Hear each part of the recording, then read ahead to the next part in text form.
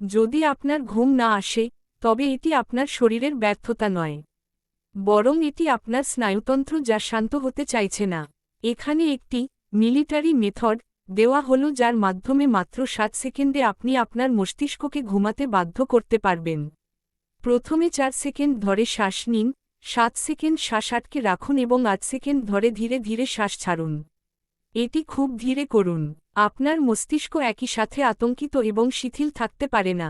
দীর্ঘক্ষণ ধরে শ্বাস ছাড়লে আপনার হৃদস্পন্দন কমে যায়, যা আপনার স্নায়ুতন্ত্রকে একটি সংকেত পাঠায়, সব ঠিক আছে, আমরা নিরাপদ, এখন ঘুমানোর সময়।